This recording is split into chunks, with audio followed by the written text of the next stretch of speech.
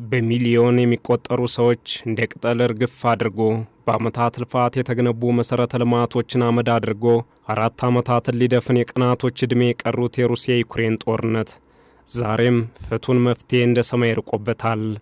ይህ ምናልባትም ጦርነቱን ለማስቆም የመጨረሻው ቅቡልነት ያለው ሐሳብ ይመስላል ተብሎ ወደ ድርድር ጠረጴዛው ከቀረበ በኋላ የመከነው ብዙ ነው።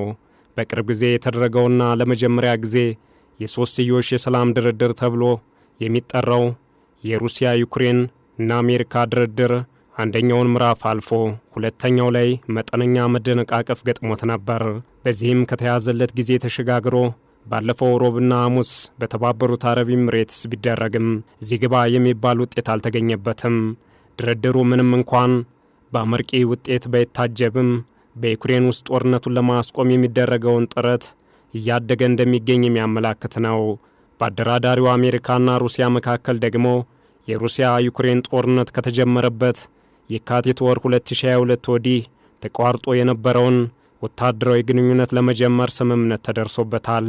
ድርድሩን ገንቢ ያለችው ሩሲያ የአውሮፓ ሀገራት ሂደቱን ለማወክና ጣልቃ ለመግባት ሙከራ አድርገዋል ስትል ክስ አሰምታለች። በሌላ በኩል በሞስኮ ውስጥ በሩሲያ ጦር ውስጥ ቁልፍ ሰው የሆኑት ሌተናል ጄኔራል ቭላድሚር አሊኮቭ በተደጋጋሚ በጥይት ተደብድበው ሆስፒታል ገብተዋል። ይህንና ተያያዥ ጉዳዮችን በዓለም አቀፍ ትንታኔ ዘገባችን እንመለከተዋለን። አበረ ስሜነ ነኝ።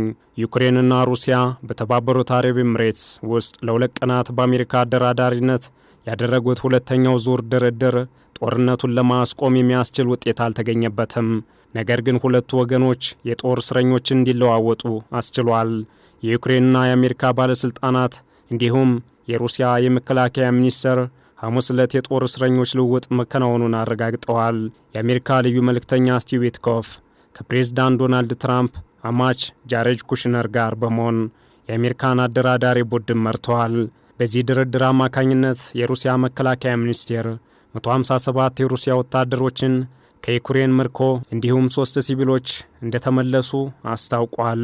በተመሳሳይ የዩክሬን ባለሥልጣናት 150 የዩክሬን ወታደሮችና 7 ሲቪሎች ከሩሲያ ምርኮ መመለሳቸውን ተናግረዋል። የሩሲያ የመከላከያ ሚኒስቴር እንደተናገሩት የተለቀቁት የሩሲያ ወታደሮች በቤላሩስ ውስጥ ጊዜያዊ የሕክምና እርዳታ ካገኙ በኋላ ለተጨማሪ ሕክምና ወደ ሩሲያ ተወስደዋል። የዩክሬን የሰብአዊ መብት ተሟጋች ዲሚትሪ ሉቢቲኔስ ከሩሲያ ምርኮ ከተመለሱት 150 የጦር ሰራዊት አባላት መካከል 18ቱ በሩሲያ ሕገወጥ በሆነ መንገድ ተፈርዶባቸው ቆይተዋል። በአጠቃላይ የተለቀቁት እስረኞች አስቸጋሪ የሥነ ልቦና ሁኔታ ውስጥ ይገኛሉ። ዘለንስኪም በኤክስ የማኅበራዊ ትስስር ገጻቸው የራስ ቅላቸውን የተላጩ በርካታ እስረኞች የዩክሬን ባንዲራ ለብሰው የሚያሳይ ምስል አጋርተዋል። ሞስኮና ኪየቭ ለመጨረሻ ጊዜ የእስረኞች ልውውጥ ያደረጉት በጥቅምት ወር መጀመሪያ ነው። ይህም በቱርክ ኢስታንቡል በተደረጉ የ3 ቀናት የፊት ለፊት ውይይቶች ውጤት አካል ነበር። ጦርነቱን ለማስቆም በሰላማዊ ድርድር ውስጥ ከፍተኛ ስራዎች ቢቀሩም የእስረኞች ልውውጥ በዩክሬን ውስጥ ጦርነቱን ለማስቆም የሚደረገውን ጥረት እያደገ መሆኑን አሳይቷል። በሌላ በኩል በአውሮፓ የሚገኘው የአሜሪካ ወታደራዊ ዕዝ በአሜሪካና ሩሲያ መካከል ከ2022 ጀምሮ ተቋርጦ የነበረውን ወታደራዊ ውይይት እንደገና ለማስጀመር ተስማምተዋል። ይህ እርምጃ በሁለቱ አገሮች መካከል ያለውን ግንኙነት በከፊል ወደ መደበኛ ሁኔታ ለመመለስ አዲስ ምዕራፍ ተደርጎ ተወስዷል። ሩሲያ በ2022 በዩክሬን ወታደራዊ ዘመቻዋን ከመጀመሯ በፊት አሜሪካ ከሩሲያ ጋር ያለውን ቀጥተኛ ወታደራዊ ግንኙነት አቋርጣ ነበር። ይህም ከቀዝቃዛው ጦርነት ወዲህ በሩሲያና አሜሪካ መካከል ከፍተኛው የግንኙነት መሻከር ነው። የአሜሪካ ጦር በወታደራዊ ኃይሎች መካከል ውይይት ማድረግ በዓለም አቀፍ መረጋጋትና ሰላም ውስጥ አስፈላጊ ሲል ጠርቶታል። ለዓለም አቀፍ መረጋጋትና ሰላም አስፈላጊ ብሎታል። የሐሙስ ዕለቱ ድርድር ከመጠናቀቁ በፊት የሩሲያው ልዑክ ኪሪል ዲሜትሪቭ ነገሮች በአዎንታዊ መንገድ ወደፊት እየተጓዙ መሆኑን ገልጸዋል። እንዲሁም ሩሲያ ከአሜሪካ ጋር ያላትን ግንኙነት ወደ ነበረበት ለመመለስ በንቃት እየተሰራ መሆኑን ተናግረዋል። እኒህ ሰው የአውሮፓ ሀገራት ሂደቱን ለማወክና ጣልቃ ለመግባት ሞክረዋል ሲል ወቅሰዋል።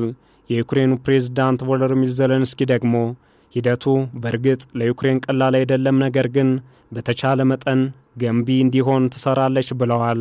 ፈጣን ውጤት እንደሚፈልጉ ከፖላንድ ጠቅላይ ሚኒስትር ዶናልድ ተስክ ጋር በኬብ በሰጡት ጋዜጣዊ መግለጫ ላይ ተናግረዋል።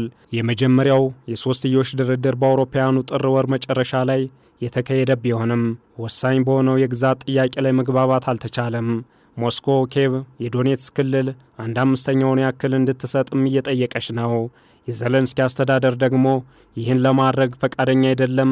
ሁለተኛው ዙር የሶስትዮሽ ድርድር በተመሳሳይ የግዛት ጥያቄን ጨምሮ በሩሲያና በዩክሬን መካከል ባልተፈቱ ጉዳዮች ላይ ያተኮረ ነው።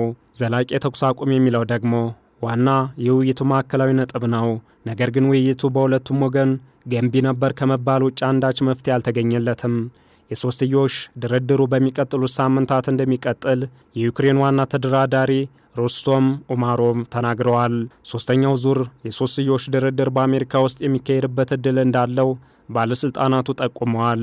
ባለፈው ዓመት የዩክሬን ሲቪል ዜጎች ሞት ከ2024 ጋር ሲነጻጸር በ31 በመቶ መጨመሩን የሰብአዊ መብት ተሟጋች ቡድን ሂውማን ራይትስ ዎች ረቡዕ ዕለት በወጣው ሪፖርት አስታውቋል። ጦርነቱ ከተጀመረበት እስከ ባለፈው ታህሳስ ወር ድረስ ወደ 15000 የሚጠጉ የዩክሬን ሲቪሎች ተገድለዋል። ከ40 ሺህ በላይ ደግሞ መቁሰላቸውን የዩክሬን የተባበሩት መንግስታት የሰብአዊ መብቶች ክትትል ተልዕኮ ገልጿል። ዘለንስኪ በዚህ ሳምንት 55000 የዩክሬን ወታደሮች ከየካቲት 2022 ወዲህ እንደተገደሉም ተናግረዋል። በሺዎች የሚቆጠሩት ሌሎች ሰዎች አሁንም እንደጠፉና ሁለቱንም ወገኖች ወደ ድርድር ጠረጴዛው ያመጣው ይህ አስደንጋጭ የሰው ሕይወት መጥፋት እንደሆነም ተናግረዋል።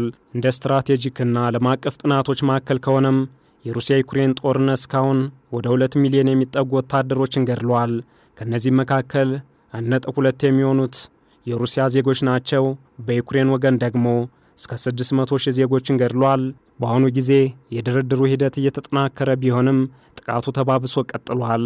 የዩክሬን አየር ኃይል ሩሲያ በአንድ ሌሊት በዩክሬን 2 የባሊስቲክ ሚሳይሎችና 183 ድሮኖችን መተኮሷን ገልጿል። የአየር መከላከያ ስርዓቱ 156 ድሮኖችን መቶ እንደጣለም ተናግረዋል። የሩሲያ ጥቃቶች በዩክሬን ዋና ከተማ ኬቭ በኃይል አቅርቦት ላይ ያረሱትን ጉዳት ለመጠገን 2 ወራት ሊፈጅ እንደሚችልም ተናግረዋል።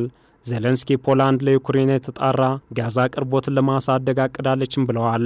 ሁለቱ ሀገራት የጦር መሳሪያ ልውውጥ እያደረጉ ነው። ዩክሬን የፖላንድ ሚጂ ተዋጊ ጀቶችንና ፖላንድ ደግሞ የዩክሬን ድሮኖችን ልትቀበል እንደምትችል ተናግረዋል። በሩሲያ በኩል ደግሞ የጥቃቱ አድራሽ ባይረጋገጥም ቁልፍ ጀነራሏ በሞስኮ በጥይት ተደብድበዋል።